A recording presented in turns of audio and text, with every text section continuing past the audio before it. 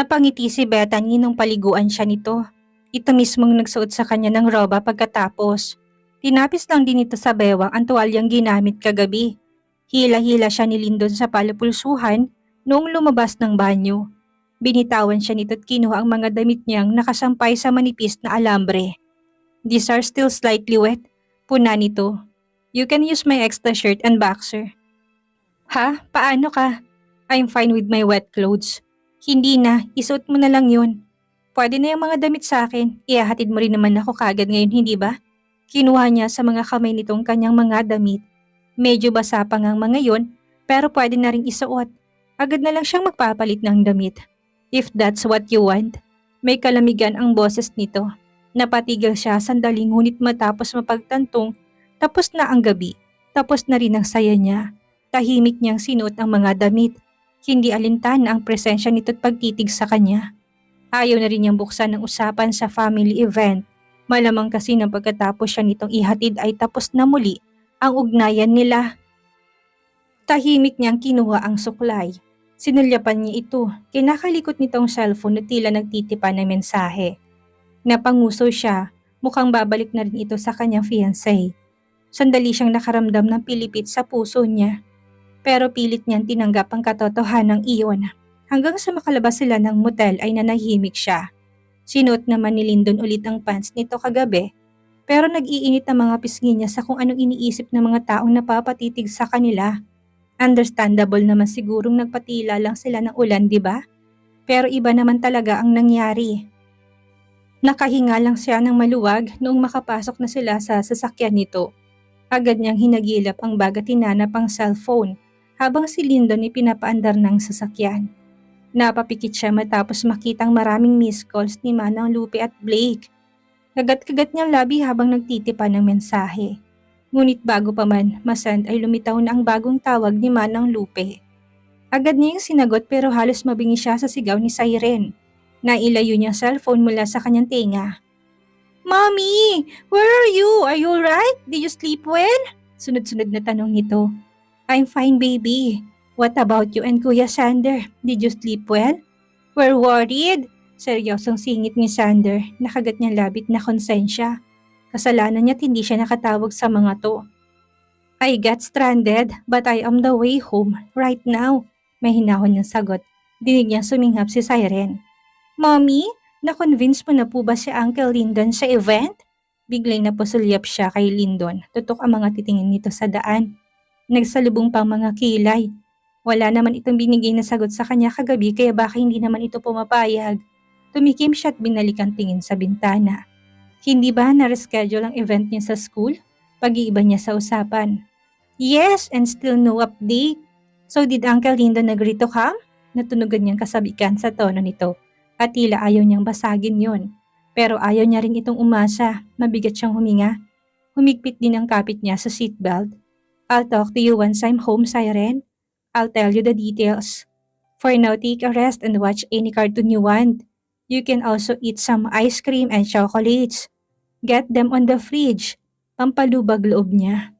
At mukhang epektibo naman matapos niyang marinig ang sigaw ng dalawa.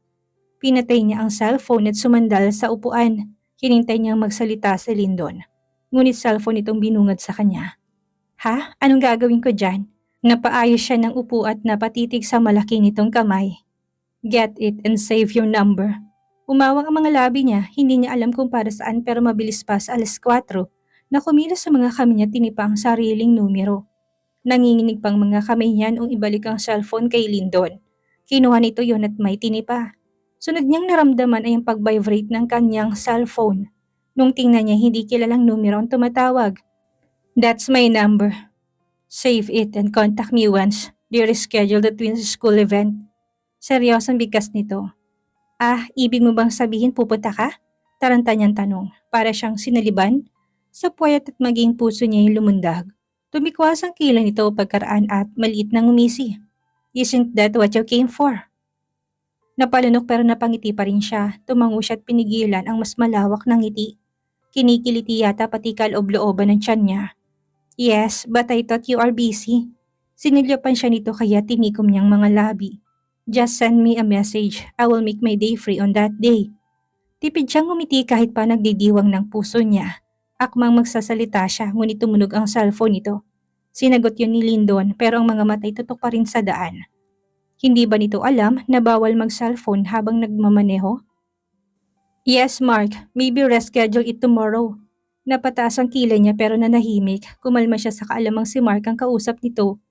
Sinandal niyang ulo sa bintana at pangiti-ngiti pero ang tenga niya nakikinig sa usapan. Absolutely yes. I want to get my tattoo removed as soon as possible. I don't want Sheila to be gleeful thinking we have a matching tattoo. May gigil na bigkas nito. Napakurapsyat na palingon kay Lyndon.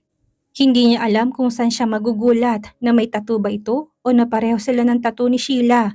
Saktong kabababa nito sa cellphone hindi niya napigilan na magtanong. May tattoo ka? Mabilis siya nitong sinulyapan ngunit ang sandaling iyon, gumuhit sa isip niya lalaking nakasalo sa hotel 5 years ago. Para siyang sinakal sa kabat panlalamig. Lalo na noong tumango si Lyndon habang ang titig ay may kataliman. Naumid ang dila ni Beth. Binalot siya ng kabat ni hindi na nakapagsalita o nakapagpasalamat kay Lyndon. Nakaalis ng sasakyan nito pero natutulos pa rin siya sa kinatatayuan.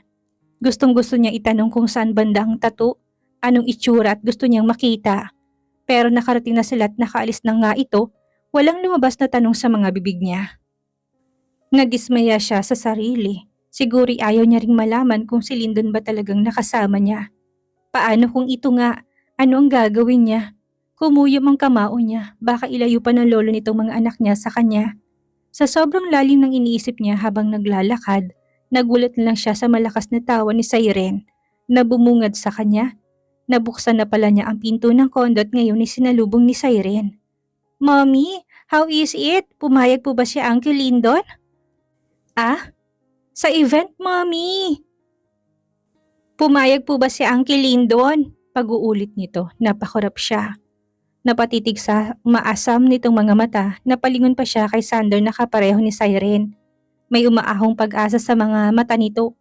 Nagyuko siya sandali bago ngumiti ng malawak. Naalala niya nagpapatawag si Lyndon sa araw ng event. Pumayag ang Daddy Lyndon niyo. Need lang nating alamin kailan ang event para masabi ko sa kanya. Yes! You! Magkasabay na hiyaw ni Sander at Siren. Nagtatalon pa si Siren. Ang ngiti ng kambal ay sobrang lawak. Nawala bigla ang mga iniisip niya at napangiti na lamang. Mas mabuti sigurong hindi na lang niya alamin ang tatay ng mga ito. Mas tatahimik ang buhay nila sa ganito. Noong makapagpahingay kaganyan tinawagan si Blake. Sermon kagad ang inabot niya dito. Gaga ka? Huwag mong sabihin tumabi ka na naman kay Lyndon. Ako sa nito. Napanguso siya at nagtalukbong ng kumot. Sino bang nagsabing si Lyndon ang kasama ko? Si Manang Lupe. May meeting ka kasama siya, di ba? O sige, paano hindi ka nakauwi? May gigil na tanong nito. Binaba niyang kumot at bumuntong hininga. Walang saysay ang magsinungaling pero hindi siya magdedetalye. Blake, may tattoo si Lyndon. May hinang usal niya. Ano ngayon? Mataring na sagot nito. Dinaig pang babaeng may menstruation. Napairap siya. Iniisip ko kasi na baka siya talagang tatay ng kambal. Sandali itong natahimik sa kabilang linya. Akala niya hindi nasasagot pero nagsalita pa rin. Kahit sino pwedeng magpatattoo, Beth. Huwag boba. Ang isipin mo'y kung nagkasama na ba kayo sa kama ni Lyndon noon pa. Bigla, namulang mga pisngi niya. Naalala niya kasi ang nangyari sa kanila sa kwarto niya doon pero yun lang. Hindi niya maalala kung si Lyndon nga ang lalaki sa hotel. Kalimutan mo na nga. Ang magandang gawin mo, Beth. Unahin mo ng annulment kay Malcolm. Kahit makakita ka ng seryosong lalaking magmamahal sa'yo, kung nakatali ka naman kay Malcolm, hindi ka rin sasaya. Sinserong sermon nito. Sa buong gabi yata ayun ang umikot sa isipan niya. May punto naman kasi ang kaibigan niya. Kailangan niya na munang lumaya kay Malcolm bago siya maghanap ng taong malabong hanapin. Nagtipa siya kagad ng mensahe kay Blake nung matapos ang tawag. Magpapahanap siya ng abogado para matapos na ang sa kanila ni Malcolm. Habang walang pasok ay nagbonding sila ng kambal sa loob ng unit. Pero nung may pasok na, siya na mismo nagpresentang ihatid at babantayan ng mga ito sa school. Noong makarating sa school ay ayaw pang bumitaw sa kanya ni Siren. Hindi naman ako aalis. Maghihintay ako sa waiting area. Suyo niya sa anak, napanguso ito pero ayaw pa rin bumitaw. Kaya't nilingon na niya si Sander upang hikayatin ito paalis ang kapatid. Mommy, don't you have a work today? Seryosong tanong ni Sander, umawang ang mga labi niya. Hindi pa nga pala niya nasasabi na hindi na siya nagtatrabaho. Ha? Work? I'm on leave until the day of the event. Pagkatapos papasok na ako ulit. Pagsisinungaling niya. Hahanap na talaga siya ng trabaho pagkatapos ng event. Speaking of event, imbis na maiwan sa waiting area, sinamahan na niyang kambal sa classroom ng mga to. Gusto niya ring itanong kung kailan ang event. Bye mommy, see you later, bulong ni Siren bago tumakbo papasok. Si Sander ay hinalikan siya sa pisngi bago sumunod kay Siren. Nang habang leeg niya, hinahanap kung nasa loob ang guro pero halos magulat siya nang may kumalabit sa kanya. Ano ba? Napatanga siya matapos makitang batang guro. Hala, sorry ma'am, nagulat lang. Nakakaintindi itong ngumiti. Sa tansya niya ay fresh graduate ito, mukhang nasa late 20s pa lang. Hello po, ako po si Teacher Ara. Mother po kayo ni? I'm Sander and Siren, mother. Naglahad siya ng kamay na kagad nitong tinanggap. Good to see you po. Laging si Manang Lupi po kasing nakikita ko naghahatid sa kanila. Gusto niyo po bang pumasok? Agad siyang umiling. Tumabingi rin ang ngiti niya. Sinasabi ba nitong wala siyang oras sa mga anak niya? Hindi na ma'am. Maghihintay na lang ako sa waiting area. Gusto ko lang itanong sana kung kailan ang event. Napatango ito. Bukas na po sana. Masyado na po kasing naantala ng bagyo. Isa pa para po talaga kay Sander at Siren ang event. Humina pa ang boses nito sa dulo. Napatas ang kilay niya. Para sa mga anak ko, tila ito nag-alinlangan. Na-notice ko po kasi na laging yaya nilang kasama. Kaya kahit sa family event lang, sana buong pamilya nila. Gusto niyang mainis pero nakuha niyang punto nito. Isa pa, may family event naman talaga sa mga school pero bakit nito sinasabing para sa mga anak niya? Napirmi ang mga labi niya, hindi ba ito aware na walang middle initial ng kambal? Thank you for your concern but I don't think we need it. Malamig niyang tugon bago tumalikod. Nagsasalubong ang kilay niya, agad niya ring hinalungkat ang cellphone. Nagdadalawang isip pa siya kung sasabihin kay Lyndon ang event.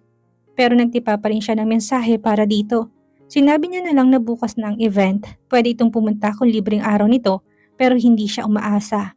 Wala rin naman siyang natanggap na reply mula dito.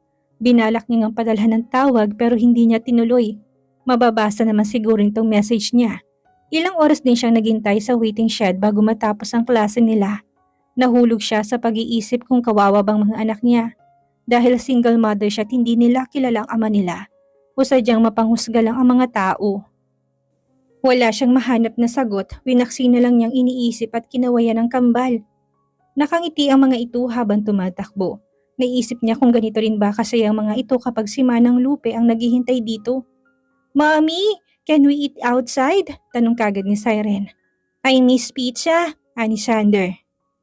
Mahina siyang natawa pero pumayag din. Pareho niyang hinawakan ng kamay ng dalawa bago nag-abang na sasakyan sa labas.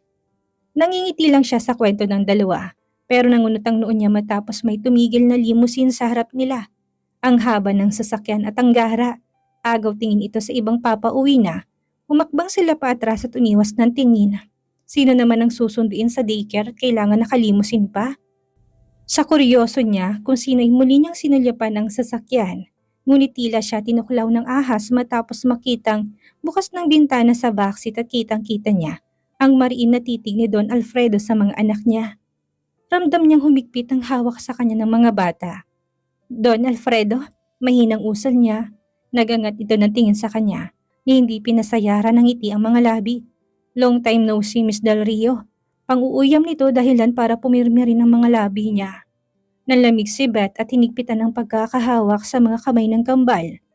May pakaramdam siyang masamang hangin ang dala ng matanda, lalo pat sinadya siya nito mismo sa paaralan. Isn't he the old man with Daddy Lyndon when we saw him at the restaurant? Kuryosong tanong ni Sander. Daddy Lyndon? Pag-uulit ng matanda sa sinabi ni Sander. Nahigit niya ang hininga kasabay ng kalampag sa kanyang dibdib. Mas lalo siyang natakot matapos siya nitong bigyan ng matalim na tingin. Akala niya'y pagsasalitaan siya nito ng masama ngunit pilit nang umiti sa kambal. May bumabang tauhan nito at binuksan ang backseat.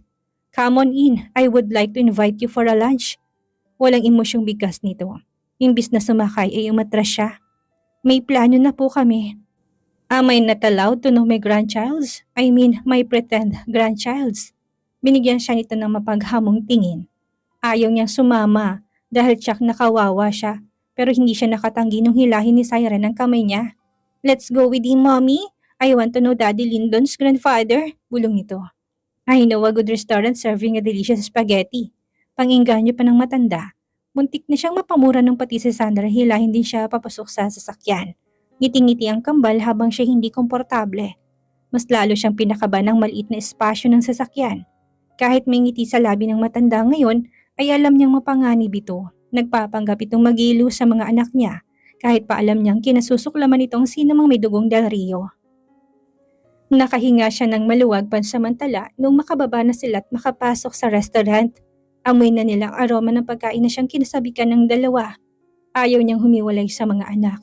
Baka ano pang maisipan ng matanda't kung anong gawin sa mga bata. "Where is Daddy Lyndon?" Kuryosong tanong ni Siren. Noong makaupo sila at maserve ang mga pagkain ng matanda ang namili. Gumisi ang matanda. "Lyndon is busy for his upcoming marriage." Walang ligoy na sagot nito. Napapikit siya ng mariin matapos maglaho ang mga ngiti ng kambal. Heto na nga bang sinasabi niya, hindi rin ito palalagpasin ng mga anak niya. "He's getting married?" Mahinang tanong ni Sander. Sinulyapan siya ng anak ngunit nag-iwas siya ng tingin. Kunwaring inayos ang pagkain ni Siren sa kabilang gilid niya. "Yes, he is. I don't think he can make time now. He's very busy. He will have a baby soon as well." Magiliw na kwento ng matanda. Humigpit ang hawak niya sa kutsara matapos matameme ng kambal. Paglingon niya, parehong nakayuko ang mga bata. Tumikim siya. Kailangan niya isalbang mga anak sa mas malalim na sugat. "Are you tired, twins? Do you want to go home now?" Maingat niyang tanong sa kambal. Ayaw na rin niyang magtagal doon. Parang dinala lang siya ng matanda doon para sirain ang araw nila at sabihing huwag nang gabalain si Lyndon. "Aalis na kayo? Hindi pa kayo kumakain?" Kunwaring concern pa ang boses nito. Pilit siyang ngumiti. "Mawalang galang na po, aalis na kami. Ang pait ng pagkain, parang hindi naman po para sa amin. Bigyan na lang po sana kayo ng mahabang buhay ng Panginoon." May pagkasarkastikong bigkas niya. Tumayo siya at nilalay ng kambal na bumaba sa kanilang upuan. Walang kibong mga ito at hindi na nagsalita pa o kinausap man lang ang mga matanda.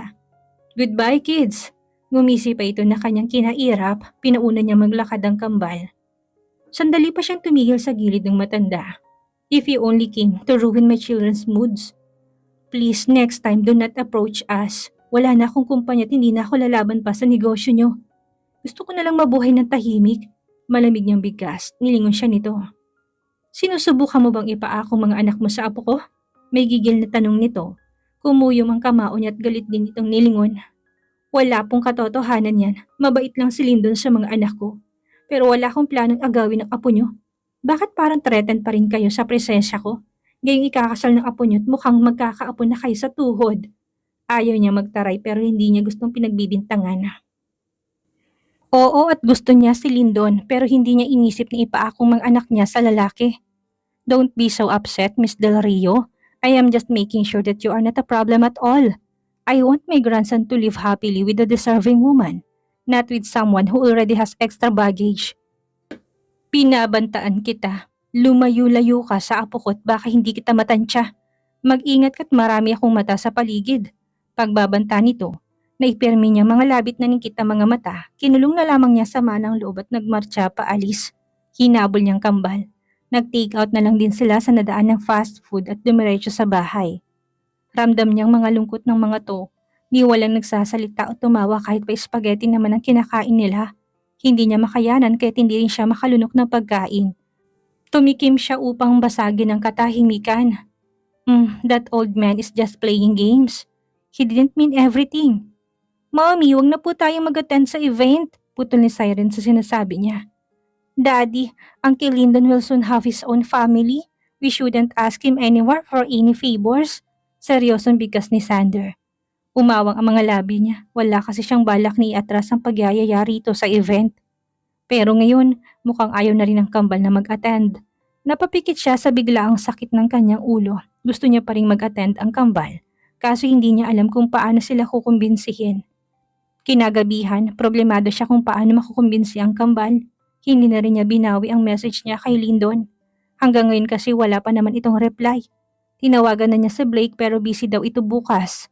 Mukhang silang tatlo lang ang mag-a-attend sa event pero mukhang hindi rin dahil Kinaumagahan hindi pa naligo kagad ang kambal. Taranta niyang inayos ang mga damit nila pero pareho lang na nakaupo sa salang dalawa at tila wala ngang balak na pumasok o mag-attend ng event. Namewang siya tinarap ang mga to. Aren't you going to take a bath? Malilit na tayo sa event. May timping bigkas niya.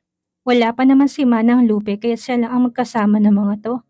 I don't want to go, mommy. We don't have any daddy. Malungkot ang boses ni Siren.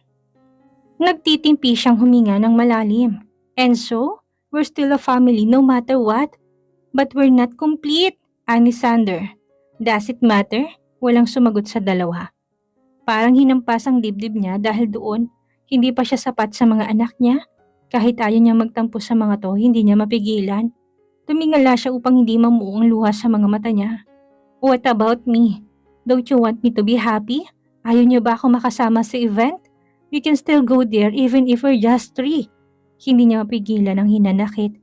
Napatitig sa kanya si Siren, mas lalo na si Sander. Umiwas siya ng tingin. Fix yourself. We'll go to the school in a bit. Utos niya bago nagtungo sa kusina upang ayusin ang ilang pagkaing dadalhin nila. Akala niya hindi nakinig ang mga bata, ngunit pagbalik niya sa salay nakabis na mga to. We didn't take a bath but we brush our teeth and hair. We don't want to be late, mommy. Let's go. Pinasigla pa ni Siren ang boses niya. Ngumiti sa kanya si Sander at humawak sa kamay niya. We never want to feel you lonely, mommy. We love you more than anyone else. Nag-init ang puso niya. Mabilis niyang niyakap ang mga to at hinalikan sa mga pisngi. Should we win all the games? Shall we? Tinaas baba pa niya ang mga kilay. We will! Sabay na sigaw ng dalawa dahilan upang maghagikikan sila. Nagtaksi lang sila papunta. Kita naman niyang okay ng dalawa pero syempre alam niyang mas matutuwa ang mga ito kung nandoon si Lyndon. Kaya lang mukhang malabo na talaga yun. Siguro ay tinambakan na ito ng trabaho ng matanda. Minanduhan ng guro nilang event at para sa unang laro. Kaya lang mukhang malabong makasali sila dahil pares na magulang ang dapat na maglalaro. Dancing paper yun at dapat hindi matumbang magkapares o magpalayo sa papel na aapakan. Kita niya sumimangon si Sander. Teacher Ara forgot that you are a single mother, mommy. The game is unfair. Maktol nito. It's okay, ibig lang sabihin makakapagpahinga pa tayo para sa susunod na game. Gumiti siya ng malawak sa kambal ngunit awang ang mga labi. Nang mangitot na katutok ang tingin sa likod niya. I beg to disagree. It's not okay, Miss Del Rio. Nalaki ang mga mata niya at napalingon sa kanyang likod. Umawang ang mga labi niya matapos makita doon si Mark na nakangisi sa kanya. Daddy? Mahinang usal ni Siren habang nakatitig kay Mark dahilan upang lingunin niyang anak. Nangunot ang noon ni Beth kay Mark na nakangisi. Daddy! Sigaw rin ni Sander. Hinarap niya mga anak. Hindi maintindihan kung bakit nila tinatawag na daddy si Mark. Gayong hindi naman itong ama nila. He's not your father. Daddy Lyndon, you're here! Matinis na sigaw ni Siren bago tumakbo patungo sa direksyon ni Mark. Ganon din ang ginawa ni Sander. Naguguluhan siyang humarap muli ngunit napako siya sa kinatatayuan. Matapos makitang sa likod ni Mark ay si Lyndon na nakangiti sa kambal. Sabay pa nitong binuhat ang dalawa. Paanong nandito to? Daddy Lyndon! Daddy Lyndon! Malalakas na sigaw ni Siren na tila pinagsisigawan na may daddy sila. Nahiya siya nung umagaw sila ng atensyon. Tumikim siya at binalingan na lang si Mark na tumabi sa kanya. What are you doing here? Anong role mo dito? May katarayan niyang tanong. Malit itong humisi bago tinaas ang kamera. Napapikit pa siya nung mag-flash iyon bigla sa harap niya. Cute! Natatawang bigkas nito habang nakatingin sa screen ng kamera. Malamang na pinagtatawanan ang litrato niya. Umismit siya at inirapan to. Hindi talaga siya natutuwa sa presensya ni Mark. Sinama ka ni Lyndon? Muling tanong niya, umiling ito. Na, sinama ko siya, Mrs. Gutierrez. Don't call me that. Pinalakihan niya ito ng mga mata, ngunit nakakaloko lang itong ngumisi. You will thank me later. Mayabang nitong usal bago lumayo at kumuha ng larawan sa bawat parte ng event. Tinanaw niya pa to. Misteryoso talaga si Mark para sa kanya. Mapanganib din. Ano ang gagawin ni Bethany ngayong sa pangalawang pagkakataon ay nakaharap niyang abuelo ni Lyndon? Bakit nga kaya tila may pagka-misteryoso si Mark dahilan para kabahan si Bethany? Malaman na kaya ni Bethany na si Lyndon ang lalaking nakasiping niya at ama ng kambal? Yan ang ating aalamin sa susunod nating kabanata.